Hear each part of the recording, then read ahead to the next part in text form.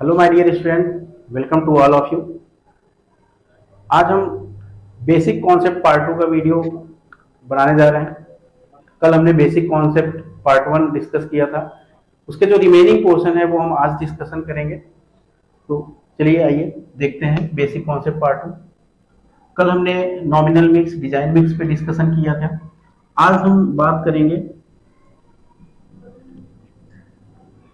हमारा जो कंक्रीट है, इसमें हम कौन कौन से टेस्ट अप्लाई करते हैं बिफोर गोइंग टू डिजाइन। हमें जो रिक्वायर्ड डेटा है पहले वो होना चाहिए डिजाइन करने से पहले। तो कंक्रीट जैसे कि हमारा एक मिक्स हुआ, जैसे हम कल मिक्स पढ़े थे, ठीक है। अब हमारा मिक्स प्रिपेयर हो गया। जैसे मिक्स प्रिपेयर हुआ हमारे पास फिर फ्रेश कंक्रीट होता है, फिर आफ्टर 28 डेज वो हार्डन कंक्रीट हो जाता है। तो हम फ्रेश कंक्रीट पे भी टेस्ट अप्लाई करते हैं, हार्डन कंक्रीट पे भी टेस्ट अप्लाई करते हैं। उसके बाद हम जो डेटा होता है उसके बेस पे हम डिजाइन करते हैं। तो हम यहाँ पे देखते हैं हमारा जो कंक्रीट है, एक तो हमारा हो गया फ्रेश कंक्रीट, जैसे ही हम मिक्स तैयार किए, ठीक है, फ्रेश कंक्रीट। फिर ये हार्ड फॉर्म में होता है आफ्टर 28 डेज, ठीक है। जैसे ही फ्रेश कंक्रीट जो होता है वहां पे हम कौन सा टेस्ट अप्लाई करते हैं, वहां पे हम चेक करते हैं वर्केबिलिटी। हम कंक्रीट की वर्केबिलिटी चेक करते हैं। और हार्ड कंक्रीट की बात करें, आफ्टर 28 डेज हम यहाँ पे कॉम्प्रेसिव स्ट्रेंथ चेक करते हैं, compressive strength of concrete and tensile strength of concrete, ठीक है। अगर हम वर्केबिलिटी की बात करें, ये बहुत ही इंपॉर्टेंट टॉपिक है वर्केबिलिटी। कंक्रीट टेक्नोलॉजी में डिटेल में इसके बारे में बात की जाएगी, बट यहाँ पे एक ओवरव्यू देना चाहते हैं। वर्केबिलिटी से स्टूडेंट बहुत कंफ्यूज होते हैं इसको डिफाइन करने में। हम आपको एक सिंगल वर्ड बताएंगे कि ये होता क्या है exactly. Easy to work with, और हम ये कह सकते हैं easy to transport, easy to transport. हमने जो मिक्स प्रिपेयर किया है वो वर्केबल होना चाहिए, मतलब हम जो भी कंस्ट्रक्शन कर रहे हैं, जहां पे उसको हम प्लेस कर रहे हैं, वो इजिली प्लेस हो, वर्क करने में हमें आसानी हो। ट्रांसपोर्ट से मतलब ये है कि जैसे हमने जहाँ पे मिक्सिंग की वहां से वर्क प्लेस तक ले जाने में प्रॉब्लम नहीं होनी चाहिए। ऐसा नहीं है कि उसमें का जो वाटर है वाटर बाहर हो रहा है, या हमारे जो एग्रीगेट्स हैं वो बाहर हो रहे हैं। मतलब वर्केबल होना चाहिए, ट्रांसपोर्ट करने में आसानी हो, वही होता है वर्केबिलिटी, ठीक है। अब इसको हम कैसे जानते हैं कि हमारा कंक्रीट कितना वर्केबल है, लो है, हाई है। उसके लिए टेस्ट परफॉर्म किए जाते हैं। कौन कौन से टेस्ट हैं वो हम यहाँ पे लिस्ट कर दे रहे हैं। जैसे कि सबसे इंपॉर्टेंट टेस्ट होता है हमारा स्लम्प टेस्ट। इसको फील्ड टेस्ट भी कहते हैं, क्योंकि ये फील्ड पे परफॉर्म किया जाता है, साइड पे परफॉर्म किया जाता है, ठीक है। स्लम्प टेस्ट हो गया। कॉम्पैक्टिंग फैक्टर टेस्ट हो गया आपका, कॉम्पैक्टिंग फैक्टर टेस्ट, ये लैब में टेस्ट होते हैं। वीवी टेस्ट हो गया आपका, and last one is flow test. अब ये जो टेस्ट होते हैं इनके जो डेटा होता है, सपोज अगर हमारे स्लम टेस्ट का जो वैल्यू आया वो 50 mm आया, या 100 mm आया, 75 mm आया, तो जो हमारा स्लम टेस्ट का डेटा होता है, कॉम्पैक्टिंग फैक्टर का डेटा होता है, या वीवी टेस्ट का डेटा होता है, या फ्लो टेस्ट का डेटा होता है, उसके अकॉर्डिंग हम ये डिसाइड करते हैं कि हमारा कंक्रीट कितना वर्केबल है। इसके क्राइटेरिया हम एक और भी वे भी दे देते हैं। जैसे कि एक होता है हमारा वेरी लो वर्केबल, फिर low workable, then medium workable, then high workable, and then very high workable, ठीक है। ऐसा नहीं है कि हमारा कंक्रीट वेरी लो है या लो है तो उसको रिजेक्ट कर देंगे। हर एक कंस्ट्रक्शन का जो वर्केबिलिटी होता है वो डिफरेंट होता है। जैसे अगर हम रोड कंस्ट्रक्शन की बात करें, रोड का जो पेमेंट होता है उसकी बात करें, तो वहां पे जो हमारी कंक्रीट होना चाहिए वो वेरी लो में होना चाहिए, वेरी लो कैटेगरी में, ठीक है।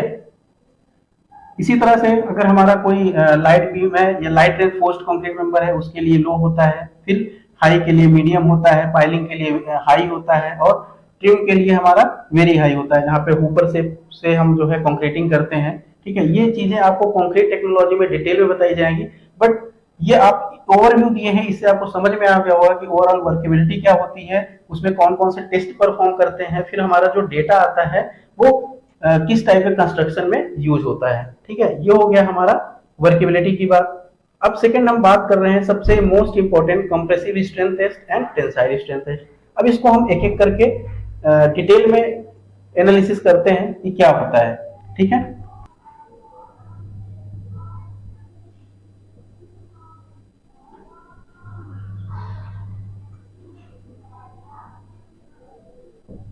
हमारा जो कंक्रीट मिक्स है वो हार्डेंड स्टेट में है 28 डेज के बाद। अब वहां पे हम उस कंक्रीट का कॉम्प्रेसिव स्ट्रेंथ हमें चेक करना है कि हमने जो मिक्स प्रिपेयर किया है उसका कॉम्प्रेसिव स्ट्रेंथ कितना है या उसका टेंसाइल स्ट्रेंथ कितना है। अब यहाँ पे क्वेश्चन ये राइज होता है कि हमारा जो मिक्स प्रिपेयर है हम कैसे उसका कॉम्प्रेसिव स्ट्रेंथ निकालेंगे। ठीक है, अकॉर्डिंग टू IS 456 हमें कंक्रीट के क्यूब कास्ट करने होते हैं। कंक्रीट का हम क्यूब बनाते हैं, लैब में कंक्रीट के क्यूब कास्ट होते हैं और उस क्यूब को हम यूनिवर्सल टेस्टिंग मशीन में टेस्ट करते हैं अंडर यूनिएक्सियल कंप्रेशन टेस्ट। ठीक है, उसके बाद हमारा कंप्रेसिव स्ट्रेंथ आता है। अब जैसे इंडिया में तो हम क्यूब कास्ट करते हैं, यूएसए की बात की जाए तो वहां पे सिलेंडर की कास्टिंग होती है। अभी हम इसके बाद डिस्कस करेंगे कि हम क्यूब कास्ट करते हैं फिर सिलेंडर, दोनों में क्या डिफरेंस है क्यूब और सिलेंडर में। ठीक है, बट अभी हम बात करते हैं कि जो हम क्यूब कास्ट करेंगे, जो हमारा मिक्स है, सपोज हमने मिक्स बनाया उसका हम क्यूब कास्ट करेंगे, फिर इस क्यूब को 28 डेज के लिए रख देंगे। आफ्टर 28 डेज इस क्यूब को टेस्ट करेंगे यूनिवर्सल टेस्टिंग मशीन में। ठीक है, इस क्यूब का हमारा जो साइज है वो साइज क्या होता है 150 mm, 150 mm एंड 150 mm। ठीक है, ये इसका साइज होता है। तो ये क्वेश्चन भी आता है कि हमारा जो क्यूब कास्ट करते हैं उसका साइज क्या होता है, तो ये 150 mm का क्यूब होता है। ठीक है, अब यहाँ पे दूसरा क्वेश्चन ये राइज होता है कि हमें कितने क्यूब कास्ट करने होंगे। तो हमारा जो IS 456 है इसके लिए भी गाइडलाइन है कि हमें कितने क्यूब कास्ट करने होते हैं। सबसे पहले आपको बता दें, जो ये हमारा क्यूब है, अगर हम एक क्यूब की बात करें, इसको हम क्या बोलते हैं, इसको हम बोलते हैं स्पेसिमेन। ठीक है, यहाँ पे ये बहुत ही इंपॉर्टेंट पॉइंट है, इस पर ध्यान दीजिएगा क्योंकि यहाँ पे कंफ्यूजन होता है। स्पेसिमेन हम किसको बोलेंगे, एक क्यूब को। ठीक है, सैंपल हम किसको बोलेंगे, सैंपल होता है 3 क्यूब का सेट होता है। जो हमारा 3 क्यूब का एक सेट होता है उसको हम बोलते हैं 1 सैंपल। तो एक सैंपल में कितने क्यूब होते हैं, 3 क्यूब होते हैं। अगर आपसे कभी एग्जाम में क्वेश्चन पूछा जाए कि कंप्रेसिव स्ट्रेंथ चेक करने के लिए हम मिनिमम कितने क्यूब कास्ट करते हैं, तो मिनिमम हम 3 क्यूब कास्ट करते हैं। आपका ये क्वेश्चन भी कवर हो गया और हमें इंफॉर्मेशन भी मिल गई कि एक सैंपल में 3 क्यूब होते हैं और एक क्यूब को हम क्या बोलते हैं, स्पेसिमेन बोलते हैं। ठीक है, ये क्लियर हो गया। अब हम देखते हैं कि IS 456 का क्या गाइडलाइन है। अब सपोज हम यहाँ पे बात करेंगे क्वांटिटी ऑफ कंक्रीट और इधर हम बात करेंगे नंबर ऑफ सैंपल की, नंबर ऑफ सैंपल की। ठीक है, क्वांटिटी ऑफ कंक्रीट अगर हमारा 1 मीटर क्यूब से लेके 5 मीटर क्यूब के बीच में है, उसके लिए हमें कितने नंबर ऑफ सैंपल कास्ट करने होंगे, 1। ठीक है, फिर 6 मीटर क्यूब से लेके 15 मीटर क्यूब के बीच में अगर कंक्रीट है तो हमें 2 सैंपल्स कास्ट करने होंगे। 16 से 45 मीटर क्यूब के बीच में है तो हमें 3 नंबर ऑफ सैंपल कास्ट करने होंगे। और 46 से लेके 50 मीटर क्यूब है तो 4 sample. Above 50 metre cube, above 50 metre cube 4 plus 1 sample for each 50 meter cube, for addition of each 50 meter cube, for addition of each 50 meter cube। जैसे कि अगर सपोज 50 मीटर क्यूब हमें कास्ट करना है तो हमने 4 सैंपल ले लिया। अब अगर हमें 100 मीटर क्यूब कास्ट करना है उसके लिए हम क्या करेंगे, 5 सैंपल्स लेंगे। ठीक है, यहाँ पे इसीलिए लिखा हुआ है कि for addition of each 50 metre cube. जैसे 50-50 मीटर क्यूब का अगर हमारा क्वांटिटी बढ़ती जाएगी उसके लिए एक एक सैंपल हम बढ़ाते जाएंगे। ठीक है, ये लास्ट वाला इंपॉर्टेंट है, ईच 50 मीटर क्यूब। ये याद रखिएगा कि 50 मीटर क्यूब की क्वांटिटी बढ़ने पर हम एक सैंपल एक्स्ट्रा लेंगे। ठीक है, ये चीजें होंगी। अब हमको ये समझ में आ गया कॉम्प्रेसिव स्ट्रेंथ चेक करने के लिए हमें क्यूब कास्ट करना होता है। क्यूब का साइज 150 इंटू 150 इंटू 150, ठीक है। एक सैंपल में 3 क्यूब होते हैं और मिनिमम 3 क्यूब रिक्वायर्ड होता है for test of compressive strength. और according to quantity of concrete हमें जो नंबर ऑफ सैंपल लेने हैं वो हम इसके अकॉर्डिंग चूज करेंगे, ठीक है। यहां तक क्लियर हो गया। नेक्स्ट हम बात करेंगे, अब यहाँ पे क्वेश्चन ये राइज होता है कि चलो हमने क्यूब कास्ट कर लिया। अब एक चीज यहाँ पे सबसे इंपॉर्टेंट ये है कि हमारा जो कंक्रीट होता है, जो हमारा कंक्रीट है, ये हमारा क्या है, नॉन होमोजेनियस होता है। नॉन होमोजेनियस, नॉन होमोजेनियस क्यों होता है? क्योंकि ये मिक्सचर होता है सीमेंट, सैंड, कोर्स एग्रीगेट, ठीक है। यहाँ पे डिफरेंट टाइप्स ऑफ मटेरियल रहते हैं, इस वजह से ये होमोजेनियस नहीं होता है, नॉन होमोजेनियस होता है। अब इसकी सबसे खास बात ये है कि जैसे सपोज हमने सेम सैंपल, सेम मिक्सचर का हमने एक 1 मीटर क्यूब का हमने मिक्स बनाया, ठीक है, मिक्सचर बनाया, और उसके हमने क्या किए, सपोज हमने 3 क्यूब कास्ट किए, ठीक है, 3 क्यूब्स जो है हमने कास्ट किए। अब ये जो 3 क्यूब कास्ट किए, जब आप कॉम्प्रेसिव स्ट्रेंथ मशीन से उसको टेस्ट करते हो तो जो तीनों क्यूब है सबका स्ट्रेंथ अलग अलग आता है, मतलब इसका स्ट्रेंथ में क्या है, वेरिएशन है। ये यहाँ पे इंपॉर्टेंट चीज है। अब अगर सपोज करो 3 क्यूब है आपके पास, एक क्यूब है ए, एक क्यूब है बी और एक क्यूब है सी, तीनों का जो कंप्रेसिव स्ट्रेंथ आ रहा है वो अलग अलग आ रहा है। तो यहाँ पे क्वेश्चन ये होता है कि सर हम कौन सा कंप्रेसिव स्ट्रेंथ लें, ए का लें कि बी का लें कि सी का लें? तो सिंपल सी बात है, जहाँ पे अलग अलग स्ट्रेंथ आ रहा है वहां हम क्या कर लेंगे, एवरेज ले लेंगे, ठीक है। तो यहाँ पे तीनों क्यूब का एवरेज ले ले रहे हैं। सपोज अगर हमारा तीनों क्यूब का एवरेज हमारा एक्स बार है, ठीक है, तो एवरेज हमारा क्या हो जाएगा, समेशन ऑफ जितने भी नंबर्स हैं ए प्लस बी प्लस सी, ठीक है। अगर ये सपोज हम x1 x2 x3 बोलते हैं तो summation of x divided by जितने भी नंबर्स हैं 1 2 3, तो यहाँ पे 3 कर देंगे, ठीक है। ये हो जाएगा x बार हमारा क्या हो गया, जितने भी क्यूब है उसका एवरेज ले लेना है। सिंपल सा हमें क्या करना है, एवरेज ले लेना है। तो ये जो एवरेज स्ट्रेंथ आएगी वही आपकी क्या होगी, कॉम्प्रेसिव स्ट्रेंथ होगी। अब सबसे इंपॉर्टेंट पॉइंट है हमारा characteristic strength of concrete. Compressive strength हमने समझ लिया।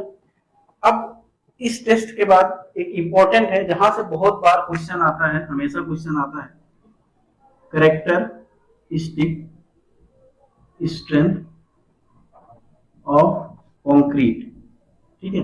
कैरेक्टरिस्टिक स्ट्रेंथ ऑफ कंक्रीट ये बहुत ही इंपॉर्टेंट है, इसको हमें समझना है। जनरली आप बुक में या कहीं भी देखते हैं, एक कॉमन सा इसका एक डिफिनेशन है जो सबको पता होता है। आज हम उसके डिटेल में एनालिसिस करेंगे कि क्या होता है कैरेक्टरिस्टिक स्ट्रेंथ ऑफ कंक्रीट। पहले तो हम इसका एक जो जर्नल हमारा डेफिनेशन है उसको लिख लेते हैं, द स्ट्रेंथ बिलो विच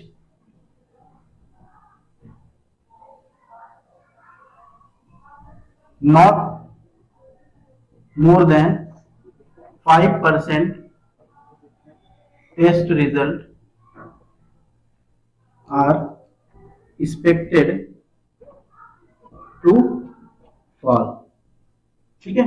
ये डेफिनेशन है जो आप जनरली हर जगह देखते हैं। किसी को तो समझ में आता है, बहुत सारे स्टूडेंट को नहीं समझ में आता है, वो याद कर लेते हैं, रट लेते हैं, बट इसको हम डिटेल में बताएंगे, आपको रटने की जरूरत नहीं पड़ेगी। ये आईएएस कोड ने ऐसा कहा है कि the strength below which not more than 5% test result are expected to fall. इसको समझने के लिए आपको ये दिमाग में ये बात याद रखनी है कि जो हमारा कंक्रीट है उसके 2 पैरामीटर आपको याद रखना है। एक तो हमारा जो कंक्रीट है वो नॉन होमोजेनियस है, दूसरा इसका जो बिहेवियर है वो नॉन लीनियर है, ठीक है। तो इसका जो हमारा जो नॉन होमोजेनियस है, इसके कारण क्या हो रहा है कि हमारा जो इसका स्ट्रेंथ है वो वेरिएशन हो रहा है। मतलब अगर हमने 100 ऑफ क्यूब कास्ट किए तो 100 ऑफ क्यूब का जो रिजल्ट है वो डिफरेंट है, ठीक है। तो डिफरेंट है, इसकी वजह से हमें क्या करना पड़ रहा है, हमें इसका प्रोबेबिलिटी डिस्ट्रीब्यूशन करना होता है। यहाँ पे जो हम टेक्निक यूज करते हैं वो स्टैंडर्ड डेविएशन टेक्निक यूज करते हैं, ठीक है। और इसके रिलेटेड हम 2 यहाँ पे टर्म यूज कर देते हैं इंपॉर्टेंट स्टार लगा के। जैसे कि पहला, इसमें जो हमारा प्रोबेबिलिटी डिस्ट्रीब्यूशन कर्व यूज होता है वो कौन सा कर्व यूज होता है, वो कौन सा जो कर्व होता है, कौन सा कर्व फॉलो करता है, वो हमारा नॉर्मल डिस्ट्रीब्यूशन कर्व फॉलो करता है। Normal distribution, it follow normal distribution curve, ठीक है, पहली चीज हो गई। दूसरा, जो हमारा नॉर्मल डिस्ट्रीब्यूशन कर्व होता है वहां पे हम जो है स्टैंडर्ड डेविएशन टेक्निक से हम उसको देखते हैं कि कितना डेविएट कर रहा है। ठीक है, अब इसके लिए हम थोड़ा सा ग्राफ बनाएंगे और आपको डिटेल में समझाएंगे ग्राफ के थ्रू। ठीक है, इसको हम इरेज कर दे रहे हैं। जैसे एग्जाम में कभी कभी क्वेश्चन आता है, आया हुआ भी है, कि हमारा जो कंक्रीट है कौन सा कर्व फॉलो करता है, तो हमें याद रखना है कि नॉर्मल डिस्ट्रीब्यूशन कर्व फॉलो करता है। अब वो हम कर्व आपको बनाते हैं, बना के दिखाते हैं। ठीक है, ये हमारा कर्व है। इसका जो कंप्लीट एरिया है, सपोज इस कर्व का जो कंप्लीट एरिया है, ये हमारा पूरे नंबर ऑफ सिंपल्स हैं, जितने नंबर्स ऑफ सिंपल हैं। सपोज अगर हमने 100 सैंपल्स लिए हैं, ये हमारे 100 सैंपल का है। यहाँ पे एक हम सीधी लाइन ड्रॉ कर देते हैं। ये तो हो गया हमारा मीन। ठीक है, ये हो गया हमारा मीन स्ट्रेंथ FM, हम इसको FM से डिनोट कर दे रहे हैं। ठीक है, अब यहां से क्या हुआ कि आपने 100 क्यूब कास्ट किया, हमारे रिजल्ट क्या हो रहा है, धीरे धीरे करके, जैसे कुछ रिजल्ट यहाँ पे है, ऐसे ऐसे करके ये वेरिएशन हो रहा है रिजल्ट्स का। ठीक है, और इसके रिगार्डिंग एक डेटा हम आपको बताना चाहते हैं।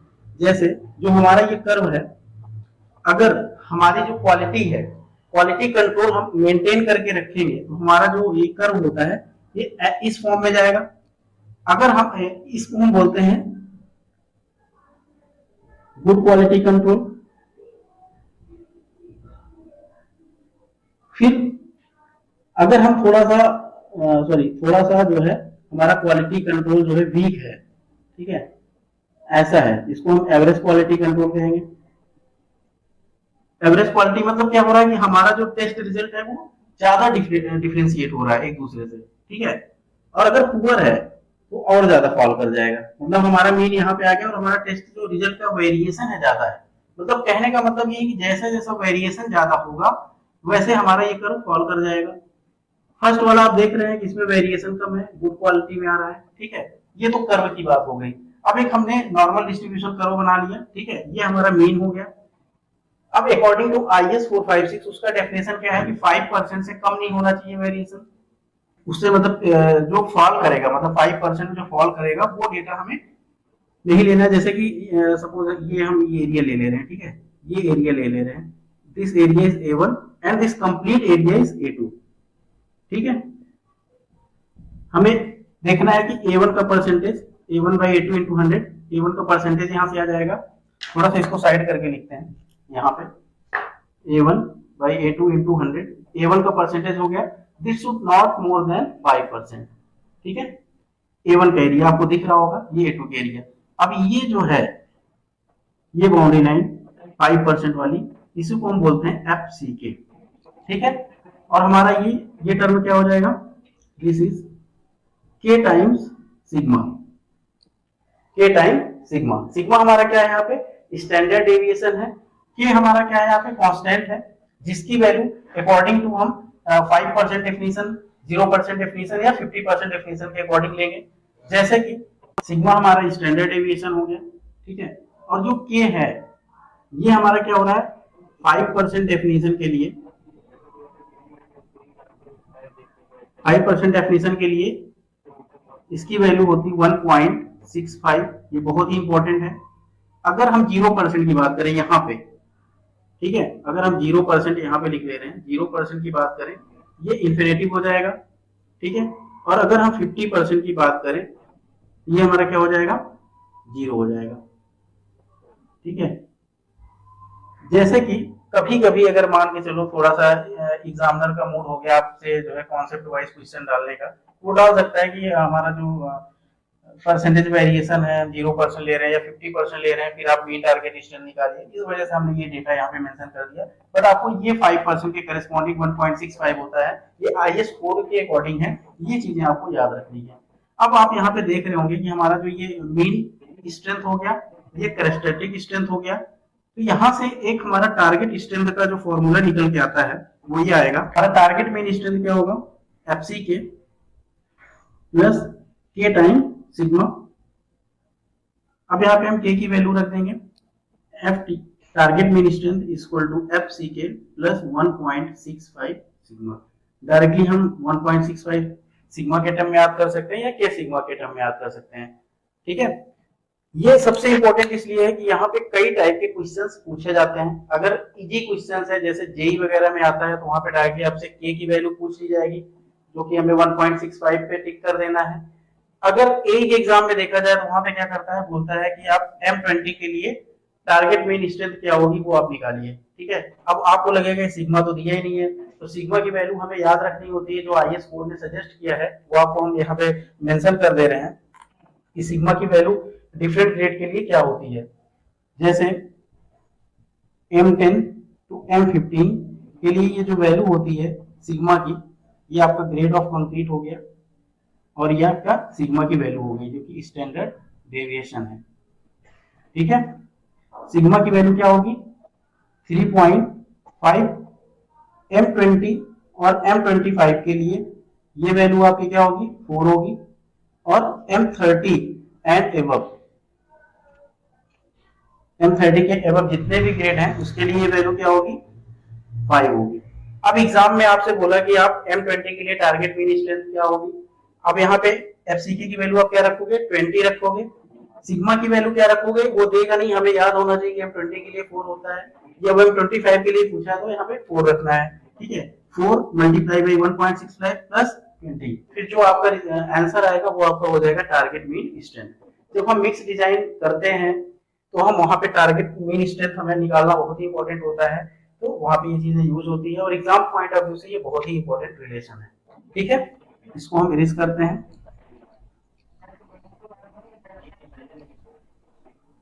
स्टैटिक स्ट्रेंथ आई होप आपको समझ में आ गया होगा। अभी अगर नहीं समझ में आया है तो अब हम जो एक एग्जांपल देने जा रहे हैं उस एग्जांपल से आपका पूरा ये इसका क्या गेम है सारा समझ में आ जाएगा। परेशान होने की जरूरत नहीं है।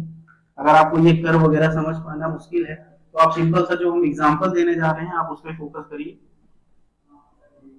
सपोज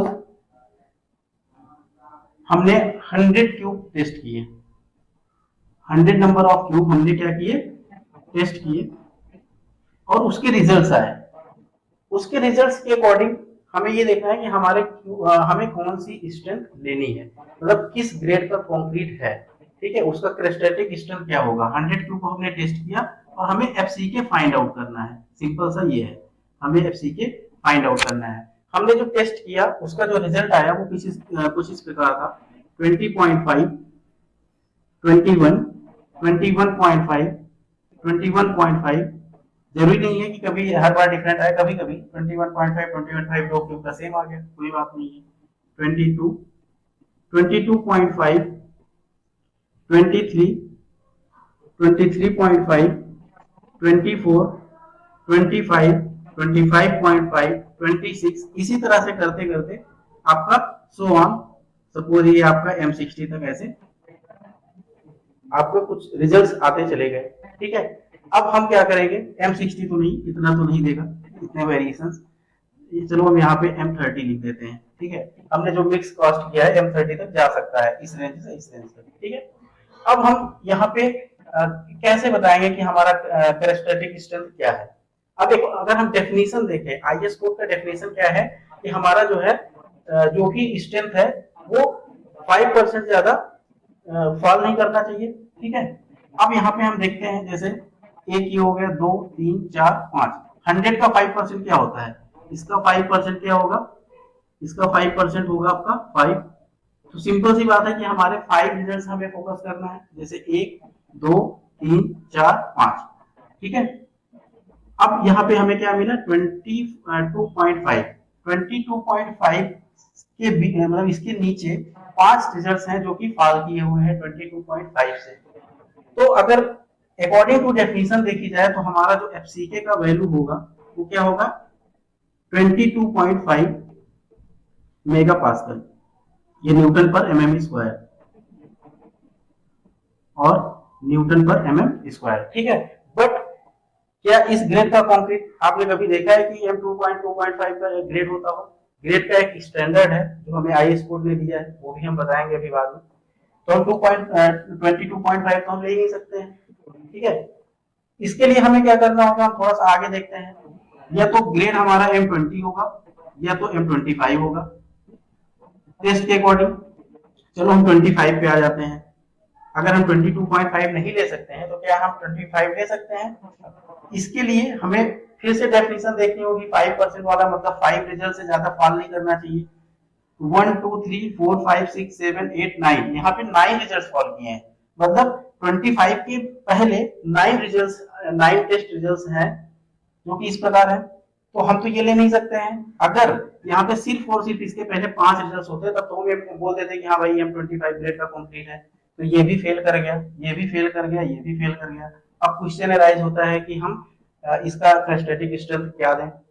तो सिंपल है, M25 कैंसिल होगा, बचा क्या? M20।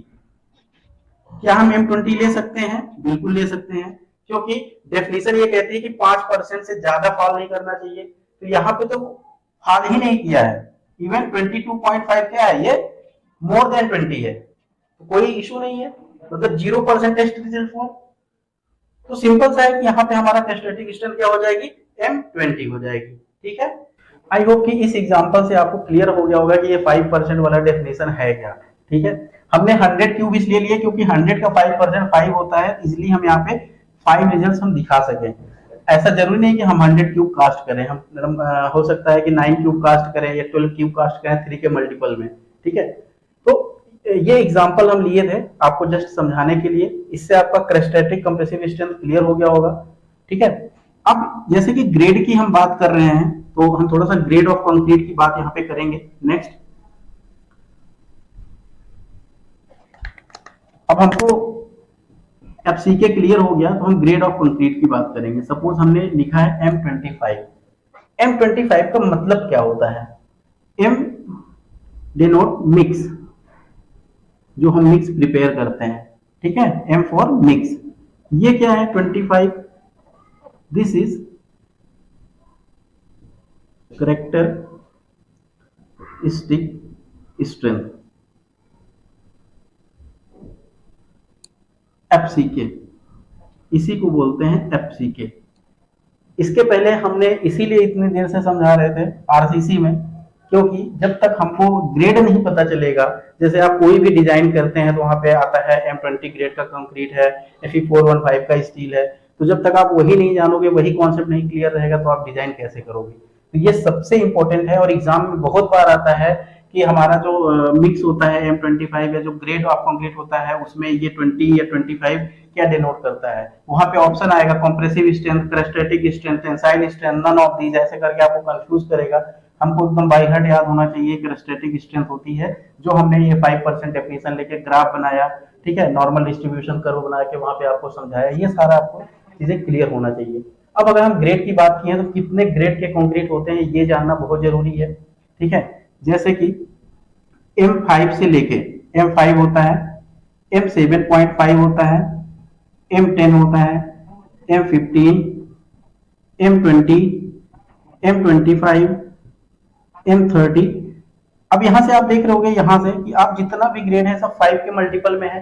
अब यहां से M30, M35, M40, इसी तरह से M45, M50, M45, then M50, M55, then M60। ठीक है, अब जैसे कि यहाँ पे सबसे इंपॉर्टेंट हम चीज आपसे डिस्कस करना चाहते हैं एग्जामिनेशन पॉइंट ऑफ व्यू से।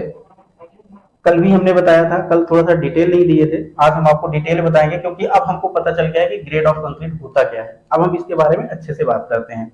इसी तरह से ये M100 तक ग्रेड होता है।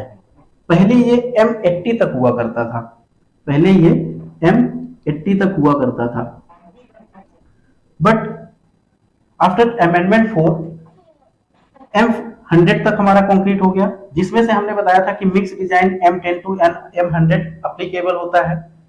और अगर बात की जाए स्टैंडर्ड कंक्रीट की तो पहले हमारा जो स्टैंडर्ड कंक्रीट होता था वो M55 तक होता था, बट आफ्टर अमेंडमेंट 4 M60 तक होता है। अगर अब एग्जाम में क्वेश्चन आता है कि आपका स्टैंडर्ड कंक्रीट कहां से कहां तक लाई करता है तो हमें बताना है कि standard concrete M25 to M60 होता है। ठीक है, ये अगर वहां पे मेंशन करता है ओल्ड कोड को, मतलब बिफोर अमेंडमेंट, तब हमें M55 बताना है, अदरवाइज हमें M60 पे टिक करना है। ठीक है, अगर इसको नोट करना है तो हम थोड़ा सा चार्ट एक बना देते हैं। जैसे एक तो आपका ऑर्डिनरी ग्रेड कंक्रीट हो गया,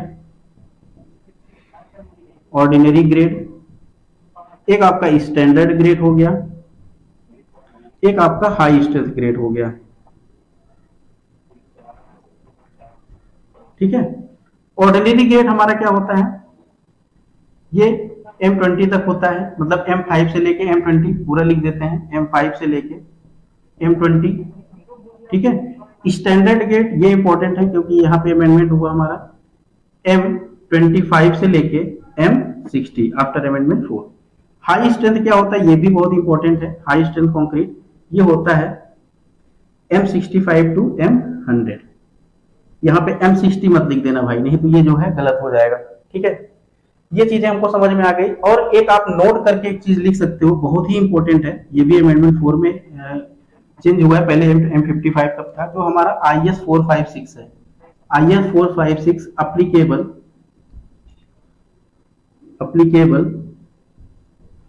अप टू M60। अब आपको ये जितनी चीजें हमने डिस्कस किया है वो आपको क्लियर हो गया होगा। अब हम नेक्स्ट हमारा जो टॉपिक है वो होगा tensile strength, tensile strength of concrete.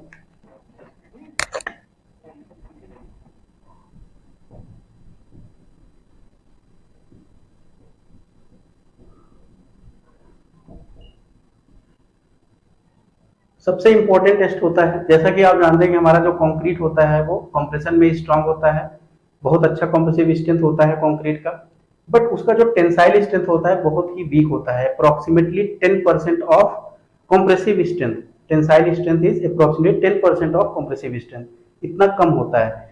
Even हम डिजाइन में इसको इग्नोर भी करते हैं टेंसाइल स्ट्रेंथ को, बट ये टेंसाइल स्ट्रेंथ के बारे में पता होना, जैसे कि हम shear consideration point of view से बात करें, जब हम शियर की बात करेंगे, जब चेक फॉर शियर डिजाइन पढ़ेंगे तो वहां पे आपको हम डिटेल में बताएंगे कि क्यों इंपॉर्टेंट है tensile strength of concrete, but यहाँ पे हम इसके बारे में जान लेते हैं, बहुत ही जरूरी है।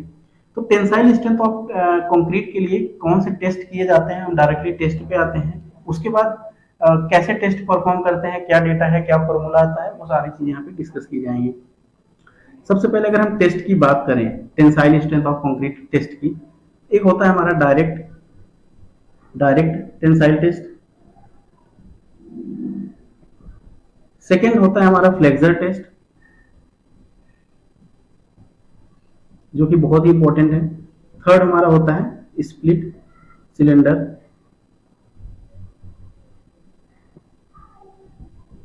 Test, split cylinder test. ठीक है, अब हमारा ये जो डायरेक्ट टेंसाइल टेस्ट है, डायरेक्ट टेंसाइल टेस्ट प्रैक्टिकली बहुत ही डिफिकल्ट होता है इसको परफॉर्म करने में, क्योंकि हमारा जो स्पेसिमेन होता है वहां पे जो हमारा एक्सियल टेंशन है वो मतलब कि परफेक्टली एक्सियल टेंशन नहीं हो पाता है। ठीक है, तो ये हमारा प्रैक्टिकली बहुत डिफिकल्ट होता है इस टेस्ट को परफॉर्म करने में। अगर हम सेकेंड टेस्ट की बात करें, फ्लेक्सर टेस्ट की, फ्लेक्सर टेस्ट में हम क्या करते हैं, हम कंक्रीट का एक स्पेसिमेन तैयार करते हैं, वो हमारा जो स्पेसिमेन होगा, फ्लेक्सर टेस्ट की हम बात कर रहे हैं, इसको हम इरेज कर देते हैं और फ्लेक्सर टेस्ट की बात करते हैं। ठीक है, ताकि कंफ्यूजन ना हो। फ्लेक्सर टेस्ट की बात करते हैं, यहाँ पे हम जो स्पेसिमेन लेते हैं कंक्रीट का,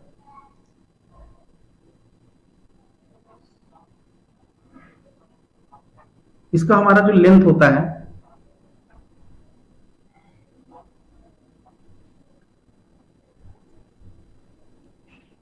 थोड़ा सा अच्छा बन जाए, प्रयास कर रहे हैं। हाँ अब ठीक है, इसका जो लेंथ होता है 700 mm और इसका जो हाइट होता है 150 mm और विड्थ भी इसकी 150 mm का होती है। ठीक है, इसको हम 4 पॉइंट टेस्ट भी कहते हैं, 4 पॉइंट लोडिंग। ठीक है, क्यों 4 पॉइंट लोडिंग कहते हैं वो भी हम देखेंगे। ये जो हम स्पेसिमेन बनाते हैं इसको हम क्या करते हैं, जैसे कि यहाँ पे 2 सपोर्ट होते हैं, उस 2 सपोर्ट के ऊपर ये जो हमारा बीम बना होता है स्पेसिमेन का, हम बीम क्या दे रहे हैं, और ये हमारा पीसीसी होता है, प्लेन कंक्रीट होता है, ठीक है। यहाँ पे कंफ्यूज मत होइएगा कि हम रेनफोर्स्ड कंक्रीट यूज कर रहे हैं, प्लेन कंक्रीट होता है, ठीक है, पीसीसी का, प्लेन सीमेंट कंक्रीट, ठीक है। सपोज हमने इस स्पेसिमेन को पर्टिकुलर सपोर्ट पे रख दिया, ये दो हमारे क्या है, सपोर्ट है, ठीक है। इसको इरेज कर दे रहे हैं, और ऊपर से दो पॉइंट लोड लगते हैं, सपोज एक P1 हो गया और दूसरा जो हमारा लोड है दैट इज P2, ठीक है। इसको थोड़ा सा हम सपोर्ट इधर बनाएं ताकि क्लियरली समझ में आए। ये हो गया सपोर्ट। अब ये जो डिस्टेंस है, this is 50 mm and this is also 50 mm, ठीक है। और ये P1 से ये जो डिस्टेंस होगा, this is L/3, this is again L/3 and this is also L/3, ठीक है। ये हम इसलिए लिख दिए क्योंकि डिप्लोमा में कभी कभी ये क्वेश्चंस आ सकते हैं या पूछे जाते होंगे, ठीक है। अब यहां से हम क्या कर रहे हैं, फ्लेक्सर टेस्ट कर रहे हैं। फ्लेक्सर मीन्स बेंडिंग टेस्ट कर रहे हैं। अगर हम इसका शियर फोर्स डायग्राम बनाए, पर्टिकुलर जो भी हमारा ये लोडिंग कंडीशन है इसके लिए, तो हमारा इसका शियर फोर्स डायग्राम कैसे बनेगा, ये हो गया P1 लोडिंग, देन यहाँ पे 0 शियर, फिर पॉजिटिव, ये नेगेटिव, ये हो गया हमारा शियर फोर्स डायग्राम। अगर हम इसका बेंडिंग डायग्राम बनाएं, अगर हम इसका बेंडिंग डायग्राम बनाएं, ये कुछ ऐसा बन जाएगा, और ये वैल्यू क्या हो जाएगी हमारी, PL/3, ठीक है। आप यहाँ पे देख रहे हैं, यहाँ पे क्या है हमारा, शियर फोर्स 0 है, ये हमारा कौन सा केस है, प्योर बेंडिंग का, प्योर बेंडिंग, और हमें यहाँ पे बेंडिंग टेस्ट करना है। अगर हम यहाँ पे बेंडिंग फॉर्मूला अप्लाई करें, बेंडिंग फॉर्मूला हमारा क्या होता है, sigma by I equal to M by I equal to E by R. यहाँ पे ई बाई आर का यूज नहीं है, हम इसका यूज करें। अब ये जो सिग्मा है इसको हम यहाँ पे एफ सी आर लिख रहे हैं, ठीक है, दैट इज फ्लेक्सर स्ट्रेंथ, ठीक है। ये क्या हो जाएगा आपका एम बाई जेड। बट क्या हम ये फॉर्मूला यूज कर सकते हैं directly to find flexure strength? नहीं कर सकते हैं, क्योंकि उसका रीजन है, ये फॉर्मूला अप्लीकेबल होता है जब हमारा लीनियर रिलेशनशिप हो, बट हमारा कॉन्क्रीट क्या है, नॉन लीनियर है, तो डायरेक्टली हम अप्लाई नहीं कर सकते हैं। अब IS 456 बोला भाई देखो परेशान मत हो, हम तुमको जो है एग्जैक्ट वैल्यू बताते हैं, एग्जैक्ट इक्वेशन देते हैं फ्लेक्सर फाइंड आउट करने की, फ्लेक्सर स्ट्रेंथ। तो अकॉर्डिंग टू IS 456 के अकॉर्डिंग हमारा जो फ्लेक्सर स्ट्रेंथ है उसका फॉर्मूला क्या है, 0.7 अंडर रूट FCK, ठीक है। अब यहाँ पे हम अपना क्रेस्टेटिक स्ट्रेंथ की वैल्यू रखेंगे, 0.7 से मल्टीप्लाई करेंगे और हमको पता चल जाएगा कि हमारा फ्लेक्सर स्ट्रेंथ कितना है कंक्रीट का, ठीक है। ये चीजें हम फाइंड आउट कर ली, ये आपको समझ में आ गया। अब यहाँ से एक क्वेश्चन जो फॉर्म होता है, एक तो आपको ये बहुत ही इंपॉर्टेंट क्वेश्चन फॉर्म होता है यहाँ से, ये मैक्सिमम टाइम एग्जाम में आता है, चाहे वो SSC JEE का एग्जाम हो या AE का एग्जाम हो, इवन ES में भी क्वेश्चन आता है, ठीक है। सेकंड क्वेश्चन कहाँ से फॉर्म होता है, जैसे कि आपसे क्रैकिंग मोमेंट पूछ लिया, क्रैकिंग मोमेंट पूछ लिया, अब ये हम कैसे निकालेंगे क्रैकिंग मोमेंट? अब हम इसके लिए इक्वेशन यूज कर सकते हैं, M/Z। FCR हम कहां से कैलकुलेट करेंगे, डायरेक्टली यहां से हमने FCR कैलकुलेट कर लिया, मींस फ्लेक्सरल स्ट्रेंथ, ठीक है। और Z हमारा जो भी स्पेसिफिकेशन होगा, जो साइज दी हुई होगी बीम की, उसको रखेंगे और देन हम M को फाइंड आउट कर लेंगे। तो यहां से हम इजिली क्रैकिंग मोमेंट निकाल सकते हैं, मतलब M की वैल्यू इंटू Z कर दो, इधर M कर दो, यहां से हमारा क्या हो जाएगा, क्रैकिंग मोमेंट फाइंड आउट हो जाएगा, ठीक है। तो ये दो टाइप के क्वेश्चन यहाँ पे हमें ध्यान रखने हैं। ये हमारा फ्लेक्सर टेस्ट कंप्लीट हो गया। अब हम नेक्स्ट थर्ड टेस्ट की बात करेंगे, स्प्लिट सिलेंडर टेस्ट की।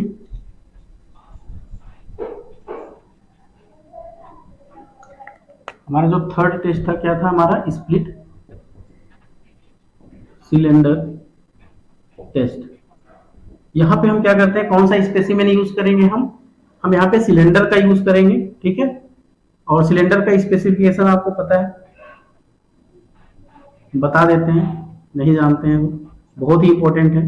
इसका जो हमारा लेंथ होता है दैट इज 300 mm, और इसका जो डायमीटर होता है ये होता है आपका 150 mm। अब यहाँ पे जो हम लोड अप्लाई करेंगे, अगर हम इसको 3D में आप समझिए कि ये कोई सिलेंडर है और यहाँ पे हमें क्या करना है, लोड लगाना डायमेट्रिकली, ठीक है। इस पॉइंट पे अगर हम ऐसे लोड लगा दिए, थोड़ा सा ऐसा बनाएंगे 3D समझ में आए, ऐसे यहाँ पे हम लोड लगा रहे हैं, ठीक है। इस सिलेंडर को क्या किए, कंप्रेसिव टेस्टिंग मशीन के बीच में रखे, लोड लग रहा है, यहाँ पे हम पी लोड अप्लाई कर रहे हैं। लोड तब तक अप्लाई करेंगे जब तक हमारा स्पेसिमेन फेल ना हो जाए, ठीक है। अब यहाँ से हम क्या करेंगे, अब जैसे क्वेश्चन क्या आता है कि हम जो हमारा स्पेसिमेन है वहां पे हम लोडिंग कंडीशन कैसी होती है, तो लोडिंग हम कंडीशन होती है, इसको सिलेंडर को हम ऐसे रखेंगे लेंथ वाइज, ठीक है, और हमारा जो लोड अप्लाई हो रहा है इसके लेंथ पे लोड अप्लाई हो रहा है, ठीक है। हम इसको ऐसा सिलेंडर को, मतलब खड़े सिलेंडर को नहीं कर रहे हैं, हम इसको इस फॉर्म में कर रहे हैं, ठीक है। तो यहाँ पे यही क्वेश्चन फॉर्म होता है कि लेंथ पे हम इसके लोड लगाते हैं या फिर हम इसके जो डायमेट्रिकल पॉइंट है यहाँ पे लोड लगाते हैं, तो ये क्वेश्चन बनता है। तो हम इसके लेंथ के अकॉर्डिंग हम लोड लगाते हैं, ठीक है। ये सबसे इंपॉर्टेंट पॉइंट है। और यहाँ पे डायरेक्टली एक फॉर्मूला आप याद रख लीजिए, ठीक है, वो इंपॉर्टेंट है हमारा। जैसे अगर हम बात करें एफ सिलेंडर की, ये हमारा फॉर्मूला होता है 2p/π/dl। डी क्या है, डायमीटर है, एल क्या है, लेंथ है, पी क्या है, हमारा लोड है, ठीक है। लोड टिल स्पेसिमेन फेल, ठीक है, वो लोड अप्लाई करते जाएंगे और लेंथ के अकॉर्डिंग हम लोड लगा रहे हैं, ठीक है। ये हो गया आपका स्प्लिट सिलेंडर टेस्ट। अब यहाँ पे एक क्वेश्चन और फॉर्म होता है जो कि बहुत ही इंपॉर्टेंट है, वो इंक्रीजिंग ऑर्डर या डिक्रीजिंग ऑर्डर में पूछता है कि किसका स्ट्रेंथ ज्यादा होता है, किसका स्ट्रेंथ कम होता है, उसके बेस पे। अब जैसे यहाँ पे हम लिख देते हैं F flexure, then F cylinder, then F direct. Flexural strength, cylinder split strength and direct tensile strength. अगर इन तीनों में पूछा जाए सीक्वेंस वाइज कौन किससे बड़ा है, कौन किससे छोटा है, ये क्वेश्चन बहुत बार आता है। एसी में आया है, एई में आता है, जेई एसएससी जेई में भी आता है, ये आपके लिए इंपॉर्टेंट है। पर्टिकुलर देखिए हम आपको कॉन्सेप्ट भी बताते जा रहे हैं और किस टेस्ट में कहां से क्वेश्चन फॉर्म होता है वो भी बताते चल रहे हैं। जैसे कि सिलेंडर में लेंथ पे हमारा लोड लगता है, तो यहाँ से पूछ लेता है, सिलेंडर का स्पेसिमेन क्या है वो पूछ लेता है। सेकंड, ये फॉर्मूला बहुत बार आता है एग्जाम में, ये भी इंपॉर्टेंट है। और थर्ड, ये जो हमने लिखा है, ये तीनों का जो हमारा जो टेस्ट है उसके अकॉर्डिंग पूछता है कि किसका स्ट्रेंथ ज्यादा है, किसका कम है, ठीक है। तो ये टेंसाइल स्ट्रेंथ से आपको खुद पता है कि कितने क्वेश्चंस फॉर्म होते हैं, और यहाँ पे टेस्ट वाइज हम एक एक कॉन्सेप्ट क्लियर कर लिए। तो ये हमारा टेंसाइल स्ट्रेंथ टेस्ट कंप्लीट होता है। अब हमारा जो पार्ट 3 वीडियो होगा वहां पे हम बात करेंगे shrinkage of concrete, creep of concrete, modulus of elasticity of concrete. Then हम बात करेंगे रेनफोर्समेंट की, कितने टाइप के स्टील यूज होते हैं, स्टील ही हम क्यों यूज करते हैं, ये चीजें हम बात करेंगे। और तीसरे पार्ट में हमारा पूरा बेसिक कॉन्सेप्ट कंप्लीट हो जाएगा। पार्ट 2 में बस इतना ही। आगे पार्ट 3 देखने के लिए बने रहिए आप हमारे यूट्यूब चैनल में। और अगर आपको कोई क्वेरी है या कोई कंफ्यूजन है तो आप कमेंट सेक्शन में हमसे पूछ सकते हैं। Thank you for watching. Thank you.